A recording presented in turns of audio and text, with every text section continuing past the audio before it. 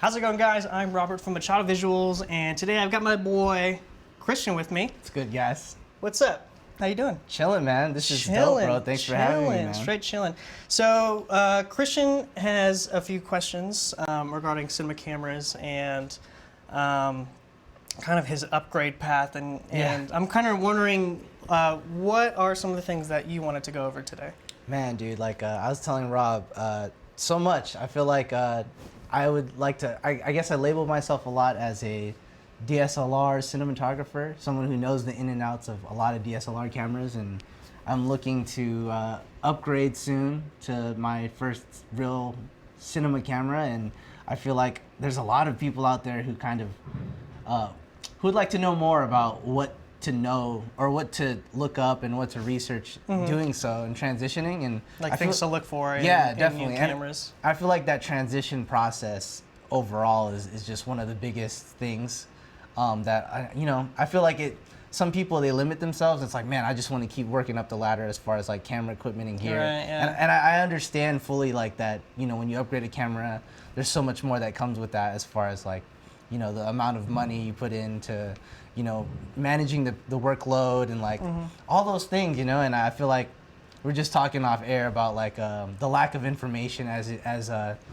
camera gear, or like as just how much more professional you get, I guess, in the film industry, and I don't know, man, there's just a ton of things along those lines, man. Yeah, sure. You mentioned also that like as cameras kind of get nicer, like the information starts to become more scarce. Totally, especially on YouTube. I know Rob's mentioned this in the past about how there's, you have to kind of pick and choose the information you see on YouTube, whether it's reliable, factual, or if it's like personal preference for people.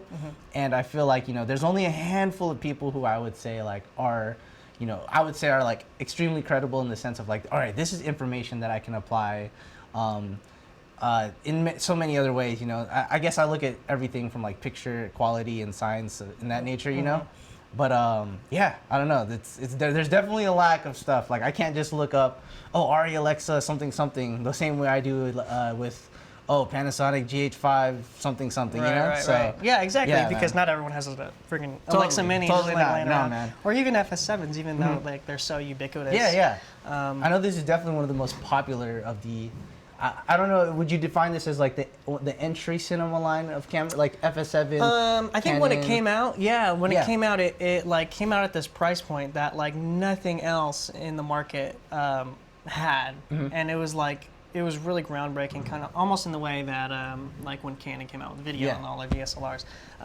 What this camera offered at that price point was just like absolutely unheard of, and so a lot of productions, they just latched onto this camera, and actually they still latch onto this camera like to this day, which is really cool because it's held its value really well. It came out like 2 or 3 years ago, and even to this day, one of my friends just asked me on Instagram, what would you, like what camera, it's kind of same thing we're talking about, what camera would you get? And if you're doing a lot of production stuff, like absolutely FS7 is the way to go, because productions want this camera, and it just has a lot of those kind of feature sets that don't come with smaller DSLRs like the GH5, even the new Pocket, like or EVA1. Those are all really hot cameras, and those cameras are kind of, in my opinion, they're tailored a little bit more towards the smaller creators that kind of do the direct-to-client stuff, totally. Or even smaller production houses that kind of do everything in-house and can manage everything from pre to post. Whereas the FS7, I just did a shoot with Vice News a couple weeks ago. We had 7 FS7s on that set. Dang, man, that's 7 crazy. of it, and it's a thing where like even though the new Pocket is incredible, and I have mine pre-ordered, but like you're not gonna see Vice News rent out like 7 Pockets. You're not gonna see them rent out, or even EVA ones. You might, like I've been on, I think actually in the wild, I've seen the EVA one. I think I've seen it like once, maybe twice. But like FS7s, everyone has them because it's such a robust camera, and it has just so many of the like industry standard features that come with the camera. So I think you mentioned yourself, you were maybe kind of looking into getting an FS7? Yeah, I got a crazy deal. We were just talking about it as well out there, like, just interested, man. But you know, I want to know more about just overall, like how this compares even to like competitors and what I should be looking to in each of these cameras that it competes with, like the Ursa Pro, Mini Pro, or like the the C200 or C100 or C200. Yeah. C200. I don't know. There's so many C there's series. There are a lot of Cs. Yeah, I don't know. You know what I should be looking for as far as like what I'm applying it to too. Yeah. I know I hear a lot about like the FS7, you know, broadcast and documentary style filming and stuff like that. I do a lot of music videos though, personally. You know, stylized stuff. But you know, I know this is used plenty on those types of sets as well. I also do, you know, I shoot whatever, you know, but I just want to know what I should be looking into as far as like purchasing this or like that. Yeah, this, so like you know the big question, like I get this question all the time. It's like, oh, like what camera, you know, should I get next, or what camera? So like the number one question you have to ask yourself is, what are you mainly going to use it for? And the FS7 is great because it's kind of a great all-around. Yeah, flexible. It's flexible. You can break it down, strip it down, and you can have the smaller body, or you can have some kind of rig like this, which I would consider this kind of your average like commercial rig. You know, you got big old batteries, big side monitor for your AC, EVF for the cam op, rails and support, mat box, all that stuff. And so it's and sort of a lot of cameras coming out are modular in that sense. Totally, but yeah. You just kind of have to ask yourself, like, what are you mainly using it for? You mentioned music videos. The reason I went for the FS7 is because I do a lot of doc stuff, and this camera is just killing it in that. Just amazing for doc stuff. And even with the FS7, you also kind of did you that deal you were looking at, was that for the Mark 1 or Mark 2? Mark 1. It was the Mark 1, yeah. Yeah, so, and the only really differences between the FS7 Mark II and the Mark 1 are that new ND. Yep. I know, which is actually really cool. You can clock it in, right? To you can dial specifics. it in. Yeah. And that's the kind of one quirk with this is the internal ND. There you can only change it by 2 stops. Oh, really? Yeah, so sometimes I'd only want 1 stop, which is why I have the mat box, so that I could just drop in an ND. But like, sick, yeah. And also like, that's another thing too, like the internal NDs. I don't know if you ever used a camera before that had internal NDs, but somewhat. I mean, I've used them, but in the situations I was in, it was all low light. So it's like I actually cannot wait to have internal NDs because I hate using ND filters on my lenses. Yeah. It's, you know. Yeah, and scrimp them on. Step up rings and stuff like that. Yeah. Like, so would you say that you're mainly doing music video stuff? Yeah, I mean, I would say more so, like, for the most part. Like, what do you do mainly? Like, yeah, what's right your now, main focus? music videos for sure, and then hopefully transitioning into doing some like short film stuff soon. A lot of narrative work. Overall narrative work, stylistic stuff. But, you know, I always am open to always shooting corporate stuff. Like, I'm doing everything I can, honestly, to pay the bills. And that's, this is starting to sound like an FS7 ad. It's an ad, for sure. I'm just kind of bad. Like, so, yeah, then that's why the FS7 is so great, because it's very multifaceted in that it can fulfill doc, commercial, corporate, narrative, and all that stuff. So, like, the things that you should kind of, in my opinion, the things that you should really kind of be concentrating and looking for if you're doing a lot of the more narrative kind of driven work is the ability to shoot log. That's really big. And like nowadays, that's kind of a standard. That's kind of almost every camera has their own flavor of log.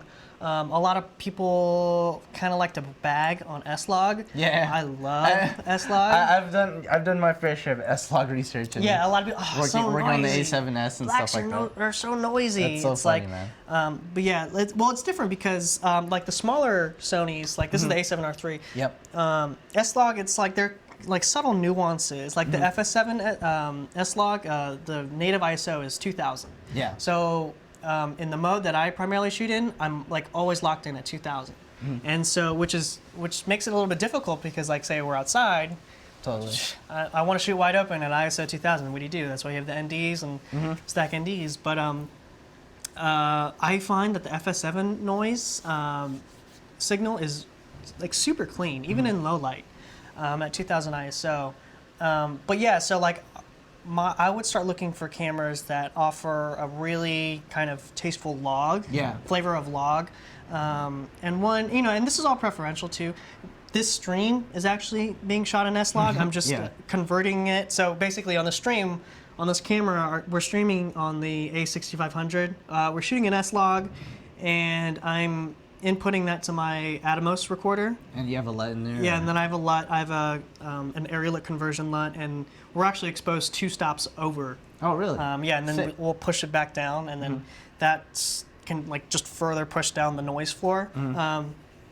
The noise floor on the smaller Sony cameras are like, they're okay, but what I find on the FS7, the noise floor on the FS7 is just already clean at 2000. Like I never really find myself overexposing FS7 footage because it's already, like, to me, crystal clear. And you can look into C-Log. C-Log is great. I know Panasonic. I haven't really played with V-Log. Yeah, V-Log's cool. Yeah. I mean, it definitely has its things. A lot of people talk about it too, the same way about S-Log here and there. Yeah. But I have yet to be able to try it on the highest level of quality. Like the Vericam or anything like that.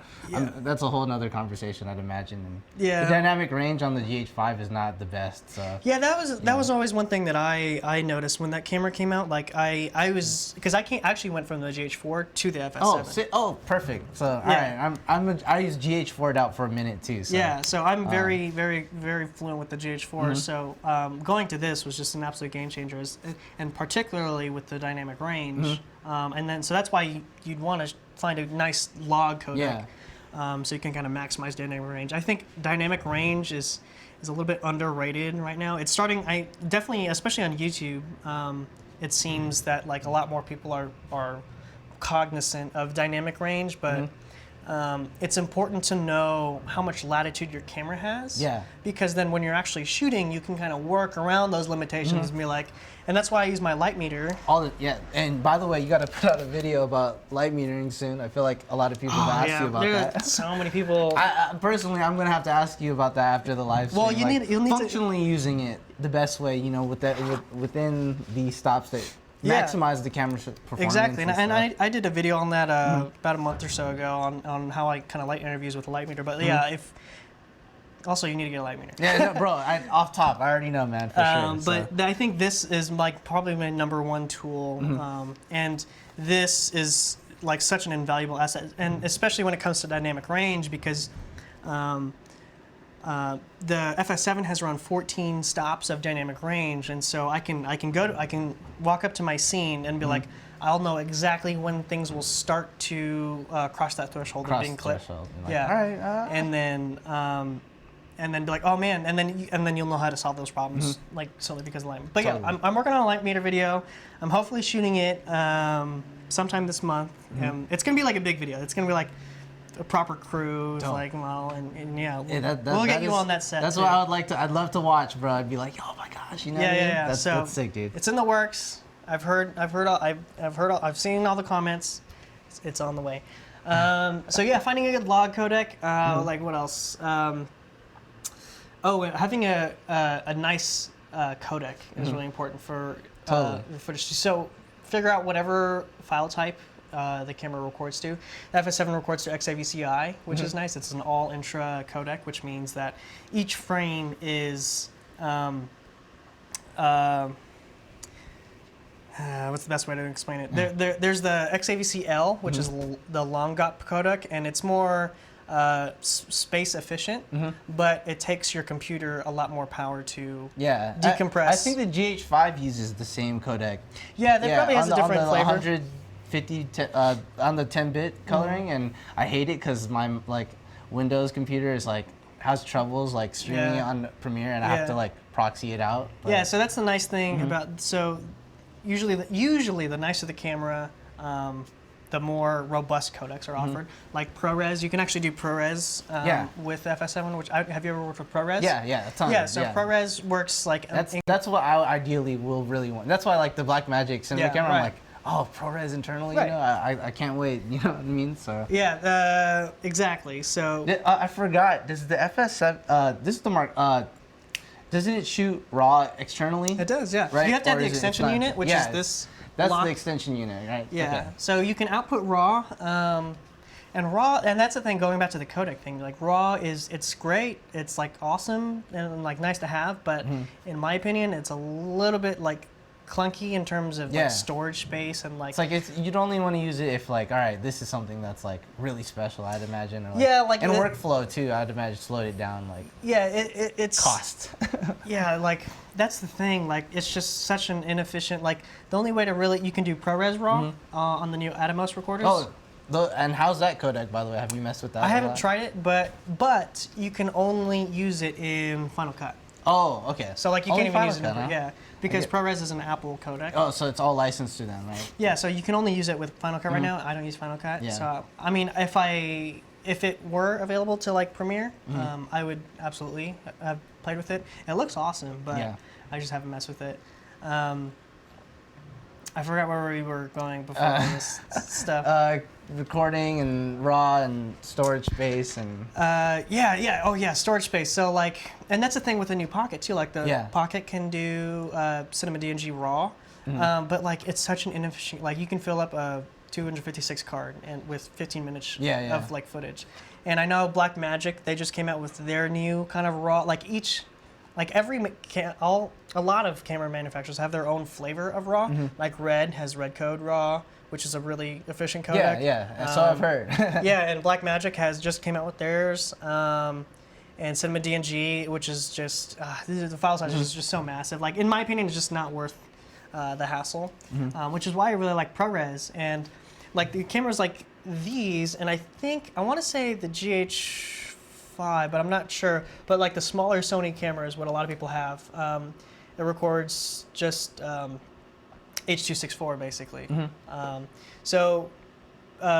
Basically, when you bring your footage into Premiere or whatever editing suite you're using, your computer has to like decode every frame, and that's why it's so kind of clunky to work with. And that's why I love using these cameras with like Atomos recorders, because then I'll get that signal into a ProRes codec, and then you can just, because I've actually edited 4K ProRes on my MacBook, and I never edit off my MacBook because it's just I kind of hate using my MacBook to edit. But that's why like ProRes is just a great codec all around. So I would definitely check if your camera can output that. If not, use a recorder. Well, luckily, in my head, I'm pretty sure most of them do, right? I'm trying to remember if the C200 what. Yeah, so they have outputs, right? That's their own RAW. Yeah, they have their own RAW. They have their own. Canon has their own RAW. The C200 is weird because, in my opinion, it's almost like a poor man's Red. So I've heard as well. Yeah, because like it does RAW. It has its own RAW light RAW version, but it like looks phenomenal. But once you step it down to like just regular kind of compressed footage, I think the option, I think it's only like 8-bit, like 4K 8-bit 420 footage, and that's another thing too. So like you have to look at color depth of your footage. So like I'm sure you've heard 10-bit, 422, blah blah blah blah. So bit depth is really important. Like all the Sony cameras, they do 8-bit. I can't wait to jump into 12-bit. 12-bit RAW, it's probably on the GH5. I feel like so limited to. Because it's 10-bit, right? I'm 10-bit on 4K at 24 frames, which is beautiful, fantastic. Is that 420? I think, or 422? I think it is 420. I'm not sure, but no, I think it is 420. I could be wrong though, but I believe it's that. But at least.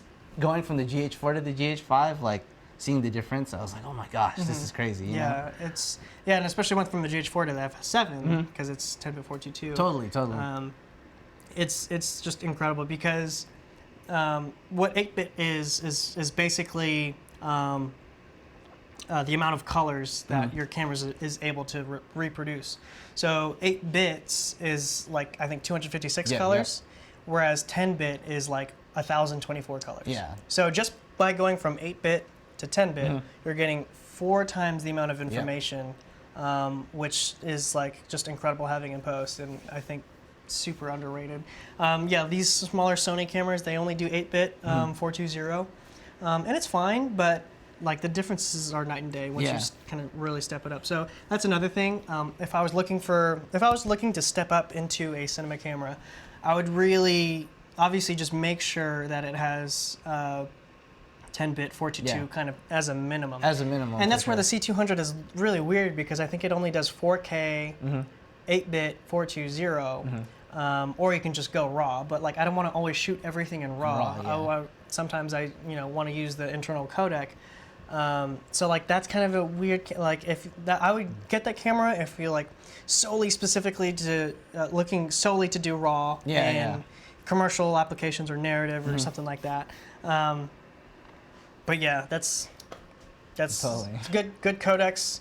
And you know what? Speaking of which, I mean, I feel like I can relate to you so much because you went from the GH4 to the FS7. But like, prior to upgrading from the GH4, like, how long were you on DSLR as well, and like, what were you looking into as well when you transitioned? Yeah, that's a good question. So the main reason I stepped up to the the FS7 was because I had the GH4 for, I want to say 2 years, and I was just looking to make that upgrade, because usually, and that's another thing to talk about too. Like, usually, with every other camera I've had, they've usually lasted around 2 years. And I'm like, all right, it's time to get a new camera. With the FS7, I've had the FS7 now for just over 2 years, and I could honestly have this camera for another 2 years, which is great. I don't feel like I need to upgrade to anything else, because the FS7 is such a robust camera. Doing the job for you, bro. Yeah, like it holds its value really well, and that's the nice thing about cinema cameras is, like, once you upgrade to a solid cinema camera, you likely won't need to upgrade for a long time. A very long time. Yeah, so the big reasons I wanted the FS7 was, like what we were talking about earlier, the 10-bit 422 that the FS7 is able to capture. And I did a lot of docs. At the time, I was doing a lot of doc stuff, and I think this, in 2016, 2015, was like one of like the heralding achievements of documentary cameras. And it was weird because I had a kind of strange path. I was on the GH4 and I was like, okay, what camera should I look into next? All right, let's say C100 Mark II. That one has like really nice autofocus. And it's a Canon camera, super reliable, but it didn't do 4K. And like at the time, and even now, like 4K is not a huge deal. Yeah, to me. I have been noticing though, like over the past, I think probably this year, 4K is becoming a lot more standardized. A lot more of the sets that I've been on have been wanting 4K. There are still, it's probably maybe 50-50 right now, the sets that I'm on. They either want 4K or they just want 1080. So 4K is honestly kind of overrated. And a lot of people just, 4K, and that's the thing, going back to, it's not about the quantity of pixels, it's about the quality of pixels. And the quality of pixels comes back to that 10-bit 422. Yeah, totally. So having, and this camera does 4K 10-bit 422. So I was looking at the C100 Mark II, didn't do 4K, it had an outstanding 1080 image because it downscales from 4K. Yeah. But it could only record 1080, but it was 8-bit 422. Dope. So it was like a really nice version of this, pretty much. So I was like, and I really want 10-bit 422. So then I went to the Ursa Mini. I was like, oh man, the Ursa Mini just came out. It did come out too around the. Yeah, around that time, and it wasn't even the 4.6K. It was just the regular Ursa Mini. And I was like, okay, this is the one. I'm really looking for this one because I think it did RAW and it did both RAW and compressed footage. But the more footage I saw coming from that camera, I think what turned me off was the dynamic range. Like I would see people post their test videos, and and I would just see like highlights just like blown, just like nuclear bomb, and I'm just like, I'm not really a big fan of the image because I think it used the same sensor as the previous Blackmagic cinema camera. So the more I saw it, I was like, no. And then the 4.6K which had a newer sensor with kind of better dynamic range. That was like yet to be released, but like Blackmagic, it was like super sketchy about their releases. And super crazy. That's what I've heard. yeah, so like super late, and I was like, oh, gee, I'm not trying to wait like a year and a half for this camera to come out. So I was like, all right, scrap that. I'll maybe get a C300, you know, C300 Mark One. And then you know, going back again to all those like limitations, and then eventually I kind of landed on the FS5 because I loved the small form factor. Yeah. But the one deal breaker that did it for me was that the FS5 did buffered slow-mo. So what that means is you're recording a clip in slow motion, and then once you capture the clip, it has to write it to the card. So so you have to wait. Yeah, you have to wait. You have to wait sucks. for it to cache to the card. I'm like, dude, I'm not trying to miss shots. Yeah, like, you'll be on the fly like, oh, I'm waiting for the card to read. Yeah, especially for dock stuff. So I think that was the one deal breaker that led me to the FS7. And the main thing that attracted me to the FS5 was that it does 10-bit 422 at 1080. Once you go to 4K, it goes back down to 8-bit 420. Gotcha. And I'm so glad. And what that meant is that I needed to save up a little bit more, you know, because obviously a little bit more expensive. But just saving up that few extra months was like so incredibly worth it.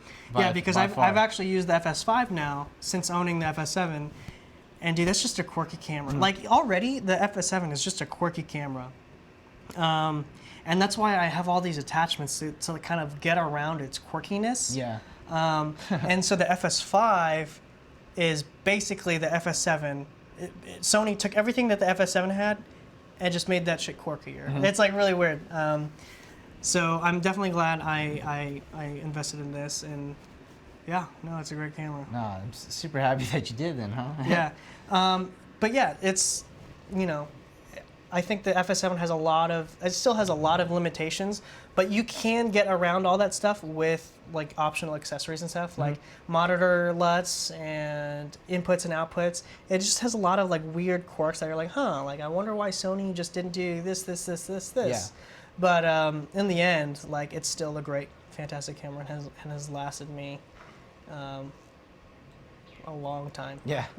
And I wanted to ask too, I mean, going back to like, even you're just talking about, all right, when the FS7 came out, you know, how fast technology is like moving as far as like, all right, how far does I'm happy you've been getting the value out of your camera since you bought it. Like, I feel like a big thing for me transitioning too is like the investment that I'm making for my long-term future and stuff like that. And like, say I'm considering the FS7 Mark II, you know, and like, but I'm curious, you know, now referencing the 4K Pocket Cinema camera that came out, like when can I, you know, I feel like cameras just keep coming out as far as like, and they just keep topping each other so crazy. I think another good reference I would mention is, have you heard of like the Kinfinity cameras, like the Mavo and the Mavo LF and stuff like that? Yeah, they're cool. Yeah, I mean, I know that they're still in their little beginning stages. Yeah, they're cool, but that's brand, exactly the thing. They're kind of their own thing. In that like experimental kind of phase. Totally experimental. I know they're out in the wild, but yeah, it's hard for new brands to come out because like brands like Sony and Canon. They have the credibility, bro. Yeah, exactly. By far, right. The reputation. But you know, I think that's one thing for me to like consider as far as if I'm willing to spend at least $4,000 or $5,000 minimum, you know, on a camera. It's like, all right, like. I hope a new camera doesn't come out within the next 2 years. Right, and that's the thing. Like, so many cameras have come out since the FS7, but like I don't feel bad because the FS7. Like again, that just speaks to how amazing the FS7 was. Is that when it came out, it included all these features that were just kind of unheard of. So yeah, it'll happen. That's why kind of my philosophy is just buy it once. Like. Yeah, it'll be expensive. Yeah, you might like be like, what? Like you spend that much? But like, if you think down the road, like you said, cameras keep coming out. Yeah. Like so, if you just buy, like if you just went to the GH5 to the Pocket, you'd be like, oh man, you're down the road. You'd be like, oh man, I need this, X, Y, Z. Totally. And then that'll just keep happening. To whereas if you just buy it once, you'll be set for call it a day. Much longer. Yeah. And you know, it's crazy, you know, because once again going back to, I know we're talking about what I consider entry level cinema cameras. I'm even looking further down, like you know, I was just on set with like As the Monstro sensor on the Red, and I'm just like, dude, I cannot wait to like one day professionally own one of these, or like, And I mean, my all-time favorite camera is like the Alexa Mini, of course, for sure. Cinematographer's choice, you know. But like, I just can't imagine the upgrade path to that, and I feel like being based in Vegas too. Like, every time I go to LA, there's so many people I feel who are like spoiled in the production world and have like I met a 20-year-old Alexa Mini owner. And I'm like, I've seen that. I'm like, what? You know what I mean? Yeah. And you live in LA and this and that. Like, yo, word to you, you know. But I envy you at the same time. It motivates me. It's like, dude, like. Yeah, it's cool. I had a experience with this past NAB. Someone came out to me and it was really weird. He was really young. He was probably like my age, like 22 or 20, or maybe younger. And he came up to me and was like, "Hey, man, I'm Joe, Alexa Mini owner." Like, he introduced himself as an Alexa Mini owner. He did? It's like, that's hilarious. It's like, bro. that's a little weird. I'm like, It's I'm not gonna introduce myself based off my camera. That's funny though. Yeah, like that happens all the time too. Like, Yeah. you'll see it in Instagram bios, like, "Oh, Rob Machado, Alexa Mini owner, Arri Amira owner." Yeah, That's crazy, man. Okay, so for those of you viewing, I just toggled on to my comments. Because for the longest time I was on the wrong comment section. So I am now seeing all of your guys' comments. I guess we'll just go down the line. Jeremy Lee, is that a red? Yes. This is a red. This is a red. And we're actually filming on a red. It just says Sony, just don't mind those. Alex, what do you power your FS7 with? Right now I am powering my FS7 with Core Switchtronics gold mount batteries. So basically, here, let me do this. Let me just take it off, because we can. Boom. Boom. So this is the camera package as it is right now. Right now it is going off of some Core 150s. I have the Core shark fin as well. So I have two on there so I can hot swap, and it lasts me surely all day. And I use gold mount batteries because gold mount is just mechanically superior to V mount, in my opinion. It just has that lock, and I've had V mounts just fall off on me. That's another thing to also be wary of. V mounts, the connection isn't. Sometimes the locking pin won't actually lock, and you can just tap it off. So and I've just heard. and yeah, Jeez. exactly. So that's why I use gold mount. What I'm using to power, actually, because I'm using the extension unit. And so basically I'm going, and the extension unit takes V-mount battery. So I have a wooden camera D-box, which basically converts the V-mount to gold mount. And then from there I have the shark fin, and then I'm using two 150s. And so I'll use the 150s. I'll use the shark fin if I'm like locked off somewhere, if I have a tripod and I need a lot of power and I can't really plug in, stuff like that. So yeah, that's how we're pairing this. Michael Roberts, how do you feel about S-Log2, S-Log3, 8-bit and A7 lines as compared to FS7? It does if you treat it well. S-Log2 and S-Log3, S-Log3 came out, and what it offered is 1.5 more stops of dynamic range than S-Log2. It just placed middle gray a little bit higher, so you get a little bit more dynamic range. I actually use both interchangeably, so I'll use S-Log2 if I'm filming something that's like really low light, and it just has a little bit of a cleaner noise floor. And I'll use S-Log3 if I'm doing stuff with like exteriors and I need a lot of highlight latitude. So I use both interchangeably. Do I ever rent out the FS7 before I decided to own it? I actually did not. I did not rent this camera before I owned it, and back then I was kind of really young and maybe a little bit brash, but I did a lot of research though. I'll tell you that. I did not rent it before I bought it. So yeah, that's kind of a simple answer. Have I ever used the raw out? I used it once on a commercial. And if you have any like questions like kind of in between, No, I totally will. yeah, let me know. I used raw out once in a commercial. We did a raw out from obviously a raw out into an Odyssey 7, but we just converted it to ProRes. We didn't actually record in raw. We recorded it from raw into ProRes, and that's about it. I haven't really touched the raw because I don't have a Odyssey 7Q or like an Atomos with ProRes raw. But yeah, I mean, it was nice. It's just the internal codecs are fine for me. I love XAVCI. It's a kind of really robust codec. And yeah. Let's see. So, what are my thoughts? Yeah. So there's that. Also for renting, how often did you find yourself renting? Yeah. So yeah, I didn't rent it, but I will say now I do rent it now, like plenty. And that's the thing about the FS7 is since it's such a popular camera. Yeah. A lot of people in Vegas have this camera. So Yeah, like totally. I'll have producers emailing me or an event will be coming up or XYZ and be like, okay, we are looking for 2 to 3 cameras, blah, blah, blah, blah, all FS7. So like, okay, I have one, I'll call my buddy Sean, I'll call my buddy Jeremy, be like, okay, I need another, can I rent your package? So then, and then a lot of times I'm able to rent them on as well. So that's what I was gonna say. Another thing that I wanted to ask you too about like owning a cinema camera, how often, the general business model for like renting it out and just how often that happens too for you.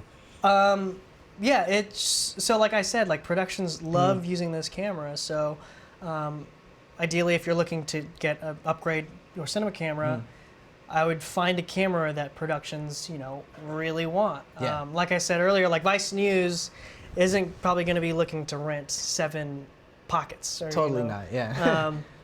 Probably not. So I would maybe do your research, maybe ask a few other working DPs that own or operators that do a lot of work and be like, okay, yeah, what is your experience? Like, what have productions been renting?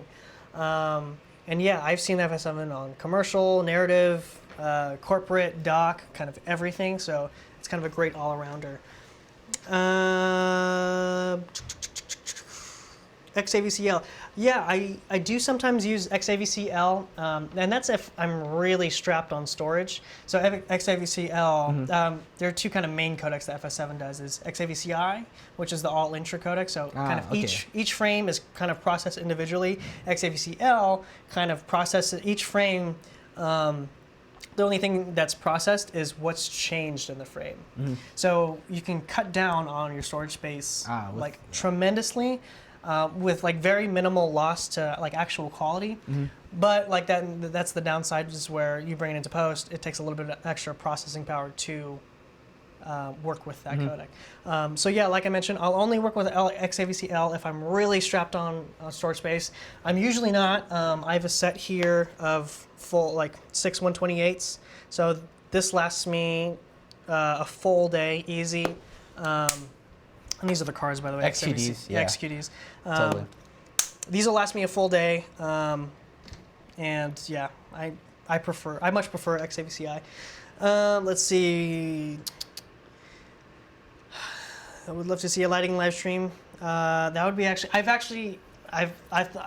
thought about that. I would love to set one up here, like have an actually produced set and just kind of beginning to end.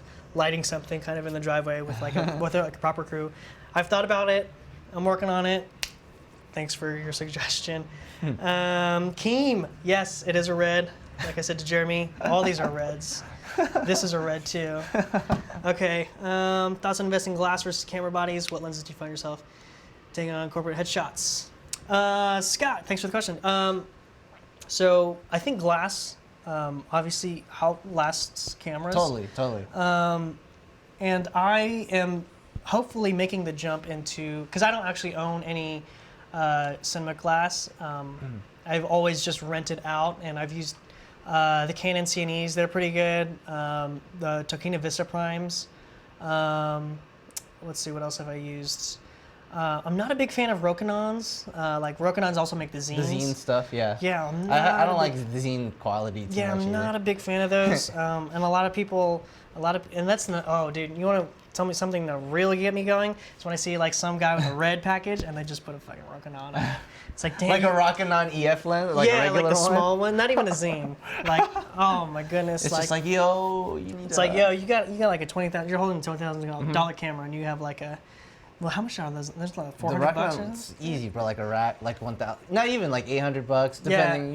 Yeah. I used to have a little kit, man. So it's like all this Sigma Art lens stuff though is like what I've been using on DSLR. Yeah, so now. That's what I'm using right now. I know they rehouse like the Sigma Art like Cine lenses. I know that all they do is rehouse the optics, right? Yeah, in the hey, new, but they're that good though. Then I guess they're nice. Yeah, and that's totally not a bad thing. Is that this is 1835 right here? No, this is a 50. Oh, 50 millimeter. Okay, bro. So I mainly do a lot of stuff on primes. I love using primes, and so yeah, I have the I mainly a lot of Sigma art lenses. Is what I'll use because they're nice and small, super sharp. I love using Sigma art. And my friend Jeremy, he uses them all the time. That's what I'm trying to like limit to as far. And you know, it's funny though, just continuing on about the lens convert. That's a whole other thing I wanted to ask you too about. I feel like switching into like the cinema camera world, especially for what I love to do, like music video stylistic narrative stuff. Yeah, it's like, all right, I know. Another thing about information, like I know DSLR is like, okay, we're going into this like mixed video photography world now. So where we're talking about these lenses that are, you know, all these, there's so many different DSLR lenses, but the information is readily available as far as like the comparisons. Yeah. And now it's it's like good test quality footage. And now it's like, all right, now I'm looking up stuff like, you know, cinema cameras and like even Red and Arri and like, okay, these are some crazy lens kits that people are bringing out, and the information on that, obviously for me too, it's like as an aspiring like DP, it's like, all right, I need to know what lenses to use and what complements which cameras. You know what I mean? Yeah. Like, you know, like my mind is blown as how many options there are for at that level. Like I'm looking at like, all right, Cook lenses and like anamorphic like lenses that are like $100,000 and I don't know, man, like I feel like that's a whole nother conversation to have when I, you know, wanting to own a cinema lens kit, like how that transition works from going to DSLR, you know, as far as information goes. Yeah, so it's hard. What I would do is find. So for me, what I'm planning on doing within the next year is investing in a set of Tokina Vista Primes. I love their image. I think they provide a great, like, modern look to them, which is more often what the look that I kind of aspire, like, that I enjoy. Because, like you said, like every lens has like their own characteristics, and what it's all ultimately about is kind of tailoring those aspects to the story that you're trying to tell. So, like, I wouldn't always use the Sigma art primes for everything I do because that like sharp modern look might not fit that look, and that's why a lot of people are starting to use Lumos nowadays. Those kind of vintage. The Lumos, anamorphics. I've seen a lot about. I love those lenses. Yeah, people are just all about those nowadays. And on a side note, I'm on like an anamorphic trip right now. Like all the vintage ones I can buy, like, you know, they're fun. That work. You know, people love vintage lenses, and so I think it's just finding a set of lenses that will tailor to you for the like you said, kind of like in the same way that the camera does. Like, if you want to do a lot of narratives, find a set that tailors well to a lot of music video narrative stuff, and then either find someone that has a set, or maybe a couple, and then, or maybe even find a rental house in town that has a set, and then try them out, or rent them. And I've used the Vista Primes a few times, and I love those lenses. So I'm hopefully in the next year I'm gonna start building my set. I think. I'm going to start with a 50 millimeter and a 25 millimeter because the 50 millimeter is by far the most used focal length that I use personally, and then a 25 millimeter is just kind of a good, I think, complementary kind of wide. How much does a full kit of those work? A full kit's probably around 26K, Jeez, 26 grand. Crazy. Each lens is around, and that's actually on the cheap side too. Like those are still, I think, considered budget. Yeah, no, totally, lenses. totally. I've seen like super budget kits like for like 14,000. I'm like, oh, okay, are they good though? You know what I mean? Like, I don't know, that's crazy. Because I actually kind of did the same thing with, like, because I was kind of set on the Sigma Cine lenses for a while, but the more kind of research I did, the more I kind of favored the Vista Primes. Yeah. So I'm probably going to step into those. So yeah, I would just find, because I mean, and then those lenses obviously will last you well beyond this camera. And speaking to like lenses, the main reason I want to invest in a set of Vista Primes is because probably in the next year or two, I'm probably gunning for the Arri Amira. Oh, really? Yeah. So like, dude, I'll be over here all the time. Like, yo! Absolutely. And then we'll do another live stream. Yeah, please. That'd be sick, dude. But basically, I'm not going to be that guy that has an Arri Amira and throws on a Canon EF, like small stills lens. No, on it, I would hope not. I'll be like, bro, come on. Yeah, but like we could do better. But like people do that all the time with Red, and I'm like, I mean, I could see like some EF lenses, like I'm not gonna hate on the Sigma lenses being used on them. I see it a lot, but definitely the Rockinons though, bro. I would definitely will have an issue with someone like, yo, come on, bro. Like, you could do way better than a Rockinon lens. I see that all the time with Rockinons and also Manfrotto tripods. Oh, dude. Oh yeah, you totally, yeah. Tripods, yeah. Like they'll have this 30,000, and I'll even people see them with like Epic W's. Like you have like a upwards of $30,000 camera package and you put it on a $200 head. Doesn't make sense to me.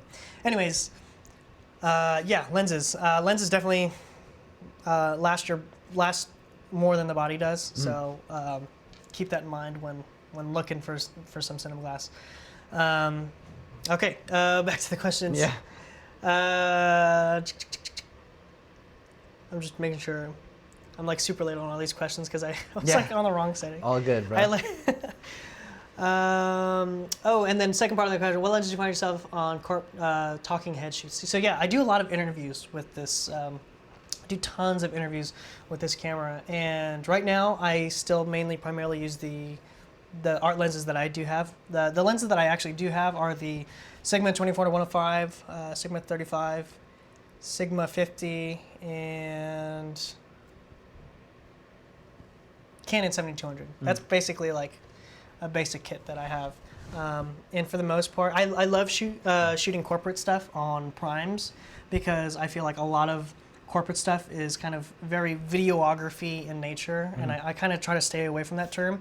And so I feel like a lot of videographers, they'll use zoom lenses, which are fine, don't get me wrong, but that's why I kind of really prefer using primes because you have that shallower depth of field. They tend to be really sharp, and they kind of make corporate stuff look not like corporate stuff, if that makes any sense. Like I have a lot of lighting interview videos on my channel, and I always try to make them look visually compelling rather than just slapping on a zoom lens and just dialing it in from there. So yeah, I don't know Scott, if you use primes at all for talking head stuff.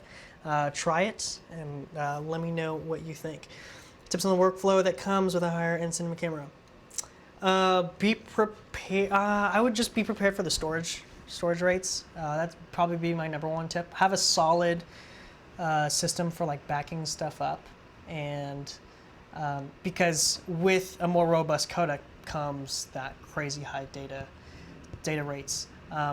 XAVCI, that's another reason I love XAVCI is because it's still a high quality codec, but it's still really space efficient. Like ProRes, the ProRes data rates are way higher than actually XAVCI. So I would be prepared for your data solutions. Like me, myself, I have a like 48 terabyte NAS I have in my office. And that's where I'm continually dumping. I keep everything for the most part, so that's where I just kind of dump all my footage. Is that one of the systems that has like the multiple drives in it? Yeah, like yeah, if one exactly. of them crashes, it's still good. Like, yeah, I have it set up in like a Synology RAID array, so that's what I've been using for the past probably 3 years. And I'm actually right now, I'm sort of outgrowing it because that thing is full. Like I'm always having to back stuff up to the cloud and then delete stuff off. So not only think about your data storage solution now, but think about it in 2 years. Because 48 terabytes, that sounds like a lot, but it's like... baby cakes, dude. Dude, especially, yeah, like I can fill that up in... If I really wanted to, I could probably fill that up in 6 months to a year. There you go. So think, and that goes back to what I said. It's like, remember, buy it once. So if you just spend the money now, it's probably going to suck and be really expensive. But if you just buy it now, you'll be prepared for the future. Kind of future proofing that's kind of where I like to. And then obviously, a lot of the cameras have really nice codecs, so they usually aren't too processor intensive unless you're doing like RAW or something like that. So just find or whatever cinema camera you are looking at, find out what codec it shoots in, and find out how well that plays in your NLE. ProRes is obviously great. XAVCI works really well. So yeah, that's what I would say. Let's see, how am I liking the Sony A7R III and Ronin S? Ryan, what's up, man? I love that combo. I use it all the time. Yeah, it's great. I don't know what else to say about that. I've been using this guy, actually, the A7R3, way more recently than actually my, especially for smaller, for a lot of smaller stuff, where it's like kind of one-man bandy stuff. I'm trying to get away from the one, and actually this year I've been getting more away from the one-man band stuff. But I've been using this guy way more, and I just love. This is obviously much more preferable than having 20 plus pounds on your back. So just having a package like that, boom, is amazing. Definitely beats that if you need when you need. Yeah, exactly. And once you have it rigged up, and it has that solid weight, and then yeah, it just feels good in the hand. And I love using this with the new Ninja 5 monitor that I'm actually using right now to output the stream. And by using that Ninja 5, I get the ProRes, I get the nice codec. And it works, it's super friendly in post. Like 4K ProRes handles easily on my MacBook, which I hate editing off MacBooks, but if I were to, I would definitely use the ProRes codec. Let me get this back in here. There we go. All right. Yeah, and the Ronin S, it's great. I'm not really a big gimbal guy. A lot of people, I feel like a lot of people are obsessing over gimbals too much nowadays. I hate it. Like, I mean, I love gimbals, and I would say I'm solid. I would like to title myself like solid gimbal op. I've had a lot of experience, but yeah, like a lot of people are way too reliant on it, man. Like, it's like, bro, you don't need a gimbal for those cinematic shots, bro. Like, I've seen people do film do short films. They'll do a scene. It's just someone sitting down talking, and like they're on the gimbal. I'm like, why are you on the gimbal? You don't have to be, dude. You get those sticks out, man. Yeah, like it's really, it sucks because the self-reliance, and I don't think a lot of people take the time to like really think about, all right, how can I really apply this? I've done a lot of like choreographed like dance stuff, and it's like, all right, now we can really use a gimbal like the way it was appropriately made, but I don't know, it sucks. Yeah, and I talk about this in some of my previous videos, is that like all these like decisions like that, including camera movement, should be a conscious choice, not just because you can, and not because you have this new widget, but like you should be using that, like they're all tools. Like Jeremy says this all the time, like it's just a tool, and like you have different tools for different jobs. Like I'm not going to use a hammer to like screw in something, Yeah, no, totally. And you should. One thing that I like doing is if I'm ever on set and I'm like trying to make a decision, and I make the decision, I ask myself why. Like if you can just quantify why you're making that decision, then your, I think, storytelling abilities will just kind of grow a lot better. Like why am I exposing one stop over? Why am I exposing two stops over? Why am I lighting from this way? Why am I on a gimbal? Why am I using a gimbal? Yeah. How does using a gimbal help push that story? And that's really what it's all about. Like that's the number one priority of like just what we do, is just story first, pushing the story forward. So yeah, that's kind of one thing I like doing whenever I'm on set. Why? Let's see. Same XQD case. Yeah, I have this one. I have another smaller one too. The rugged cases. These are really nice. Yeah, they're great. I love these. Scott, have you worked with the autofocus system for PTCs? PTCs, can you clarify that? The only autofocus system I've worked with are on these Sony cameras, and they're awesome. I'm actually using autofocus on the A6500 right now, and the face detects on these guys are like amazing, and that's why I love pairing this with the A7 or the Ronin S, is because I can throw this guy on my gimbal, and then it'll detect faces and just latch onto that face, so I don't have to worry about focusing. And so yeah, the new like autofocus systems are very hit and miss with a lot of the newer smaller cameras. Like I know GH5 is a little bit dicey. I haven't, they just put out a new firmware update. I haven't had a chance to check it out yet. Yeah, I've seen some people say crazy stuff about it, but I haven't. Yeah, and I haven't even watched the video on it yet. So. And a lot of people try to use these cameras with like adapted lenses and try to do autofocus, and like I don't mess with that stuff at all, because I just, in my opinion, it should all be native lenses when you're trying to mess with autofocus. And that's just my experience with that. Thoughts on the Kinefinity? We talked about that earlier. It's kind of in that like experimental stage for me. It's kind of they're kind of on the come up, but again, it's hard to make them really have a like profound like significance on sets.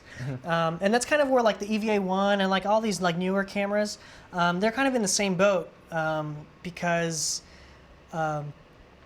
brands like Sony and Canon, they have that reputation, and a lot of sets that are coming into town, or a lot of sets that a lot of productions that are looking to get cameras, like camera packages. They're not gonna want a camera that is like not tried and true, Totally. in that sense. You need the reliability on a professional set. Yeah, it's all about reliability is one of the key components of running a successful set. And not to say that like Kinefinity is not reliable. I just think that there's such a new brand that it's hard to gauge. It's hard to introduce new stuff into the mix. And I said that in one of my last videos too. The Nucleus M, the wireless follow focus system. Yeah. We used that for the first time on a previous shoot I did, and it just was not working. It wasn't working. And it was like disconnect, and like granted, it was my first time using it. It definitely was my first choice. But we honestly spent like 20 minutes just like chilling, and the first AC was like trying to figure out, like, I don't know, it's not working. And I don't know what it was, if there's like a specific setting, and like and like that's the thing. It's like once you introduce new gear into the mix, unless you know that piece of equipment, like there are just so many variables. Yeah. And that's why I recommend never bringing new gear on like sets, like on actual paid work. And like, you might be excited, like, oh man, I just got this new camera, so excited to use it on this gig, and then you'll show up on the gig and just not know how to do one specific thing, or you'll record it wrong just because you haven't had time with that piece of equipment. And so I think the same thing goes for Kinefinity, whereas it's just so new that it's hard to introduce that into the mix. I'm hoping with patience, I guess, they keep doing their thing. I think the brand totally, that's a whole nother conversation, but I think what's interesting too though is like that, like the large format cinema cameras, I guess, like the full frame, if you will. I don't know the correct terminology for like how all that stuff is coming out, but I think that's like, I don't know, super interesting to see them develop, I guess. And it's always cool to see new brands come out. So all right, Eric, I'm used to shoot DSLRs 420, but would love to upgrade 422. I'm hesitating to buy Super 35 in terms of depth of field. Okay, so the great debate between Super 35 and full frame. This is like one of those things that is just it's very similar to like the 4K debate right now. Yeah. We have been movies have been shot on Super 35. Yeah, that's what I was gonna ask. Yeah. Like upgrading to cinema cameras, I don't even have that. Personally, I don't have that conversation. Like, I think full frame and like Super 35 or like however within the DSLR world is a lot more common, obviously, because that's a real thing. Like between Sony, like full frame, micro four thirds, etc. But I do know that's like. Most cinema cameras, man, I know you're dealing with what's traditionally been a standard for so long. And that's why I bring up that large format conversation, because it's like, well, that's a whole another specialized ball game, like I mentioned the Monstro sensor, isn't the VistaVision stuff, isn't that full frame or it's bigger. I'm not just bigger in general, right? I don't know how it's big. Yeah, I don't know the exact sizes, but I know it's bigger than full frame. And that was I think that kind of came in when like that DSLR wave came out in the 5D2. Full frame camera and did video. A lot of people started preferring full frame for whatever reason, but like in my opinion, there's nothing wrong with Super 35. You can still get shallow depth of field with Super 35. We've been shooting movies on Super 35 for decades, and we still do. Yeah. The Alexas are all Super 35. So I think where that comes, and also when the Sony FS7 II came out, I think that was a kind of a really big factor in people's minds, because people wanted low light. I want to shoot low light. I want the shallow depth of field. But Super 35 still gets you shallow depth of field. So it's not as a big, in my opinion, it shouldn't be a big of a deciding factor as you would think. And also you have to think about lenses too. Like what lenses do you currently have? And if you are looking to get a full frame sensor, does it cover that field of view? I have the speed booster and also non-speed booster adapters. So I can have both full frame field of view and Super 35 field of view. I primarily use this speed booster not because it gives me the full frame field of view, but because it gives me an extra stop of light because of the way it focuses the image. And all of these, actually all of these cameras, the A7R III, the 6500, the FS7, they're all Super 35, and I tend to shoot usually all in Super 35 mode. So yeah, it's not a huge issue. I think I'm trying to think of other cameras that have larger sensors. I know red is obviously a big one. But yeah, primarily all cinema camera. Most of the cinema cameras are still Super 35. I think that the having a full frame sensor shouldn't be a deciding point in looking for new cameras, in my opinion. It's not a big of a deal as you think. So yeah, those are my thoughts. Scott Craig, so piece to camera. Piece to camera. What? I'm still kind of trying to figure that out. Does that mean like wireless autofocus kind of units? Yeah, I'm not sure. Okay, cool. So I think I got through mostly everything. But yeah, Eric, don't hesitate to get Super 35. There's nothing wrong with it. It just gives you a little bit tighter field of view, but usually lenses will be able to compensate for that. If you absolutely need low light and you're looking to do super run and gun stuff, you can't light at all, maybe it would be worth looking into full frame because of the larger photo sites. But I think you still mentioned cinema camera, and most cinema cameras still have Super 35 sensors. IDX V mounts, yeah or nay? Yeah, I see them all the time. They've been around for a long time. We were talking about this earlier. I use gold mounts. I don't really mess with V mounts anymore because I've had them fall off. Gold mounts are mechanically superior to V mounts because they just, once they're locked in, they're locked in. V mounts, when you slide them in, sometimes the register pin won't be slotted in all the way, so you can still bump it off. And I've lost batteries because they've been bumped off for whatever reason. So, yeah, gold mount, go gold mount.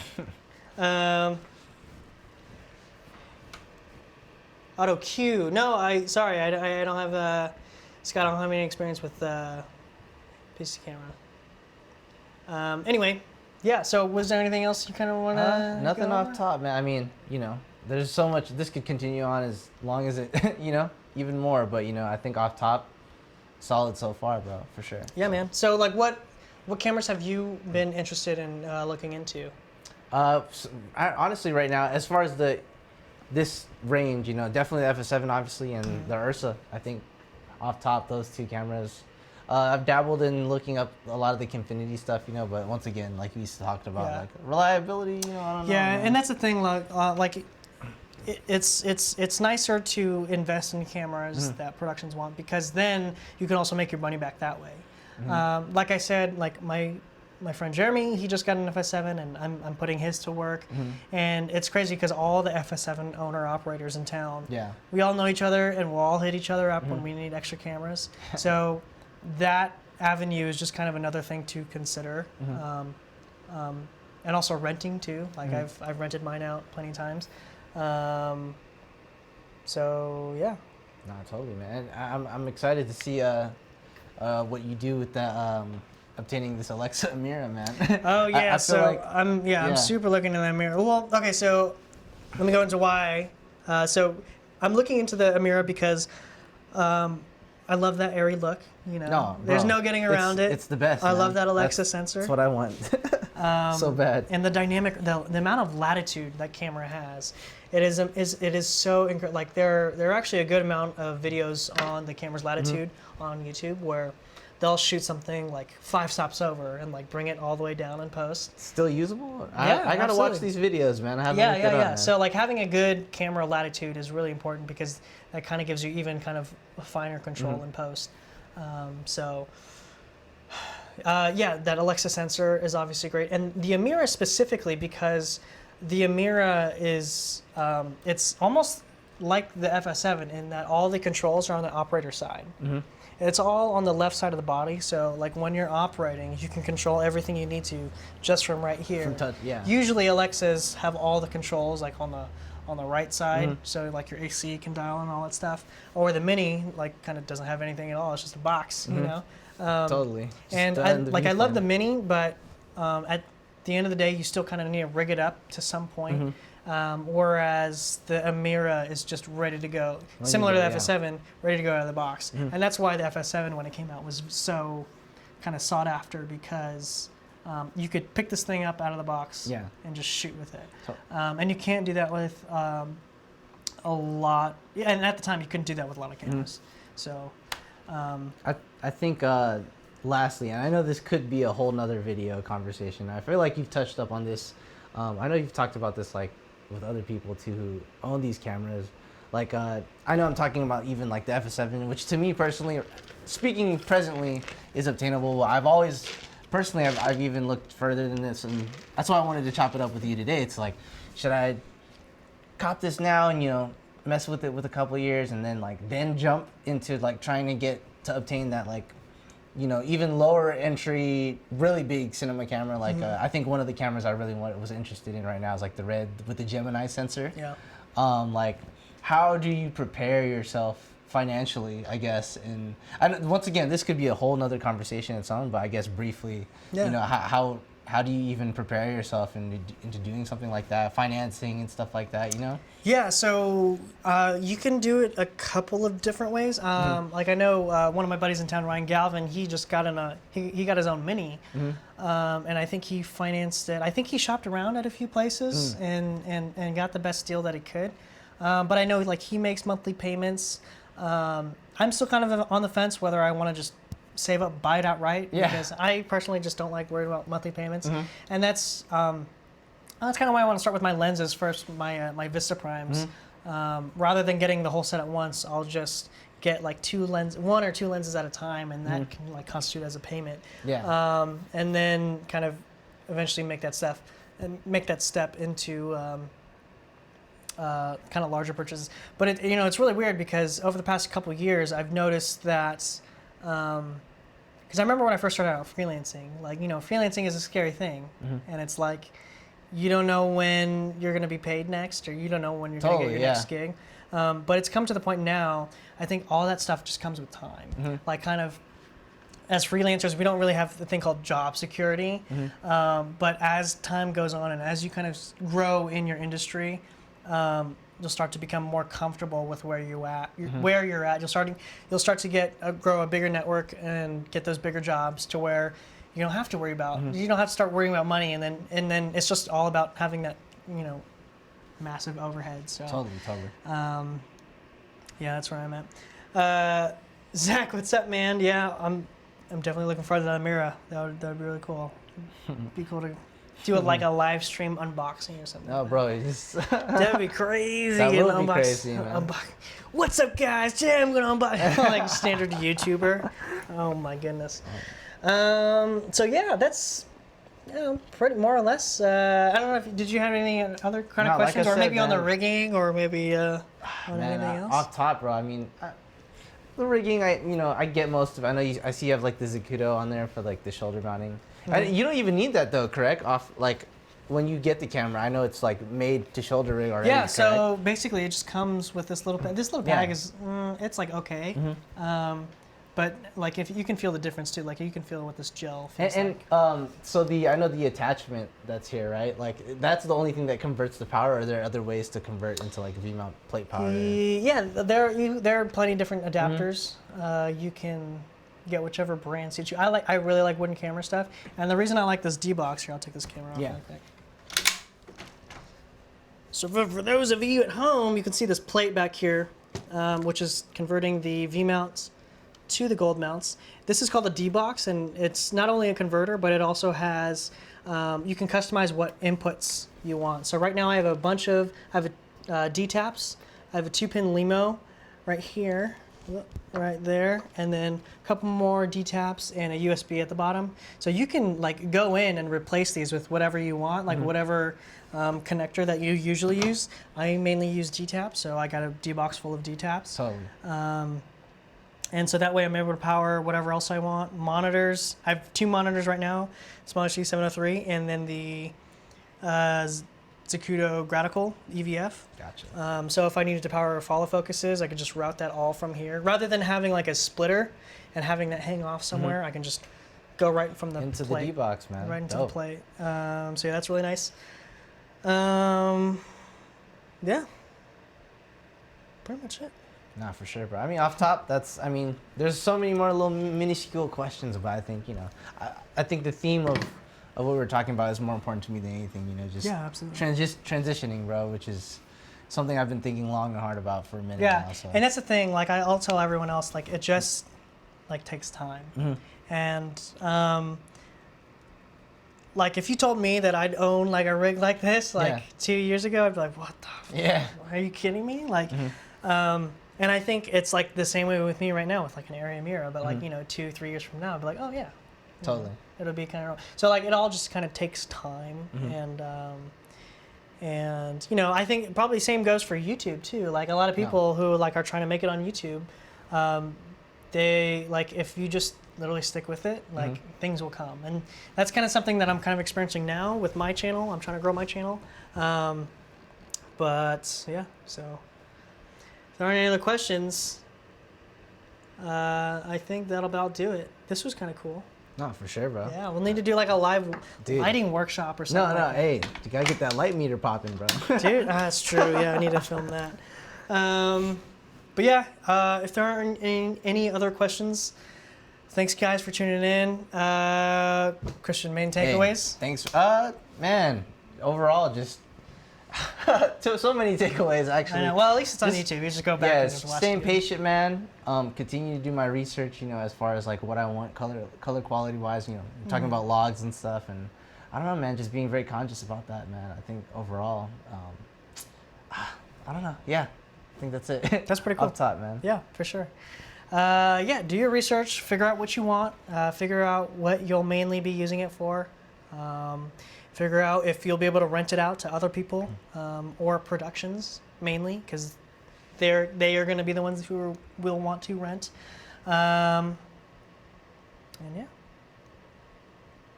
There you go, bro. There you go. Sweet. All right. Thanks, guys, for tuning in. We'll see you in the next one. If you have any questions or comments, leave them down below in the comment section. Stock YouTubes. Smash that like button. Hit that subscribe. I hate that stuff. You gotta do it, bro. Yeah, I guess so. Yeah. Thanks for watching. We'll see you in the next one.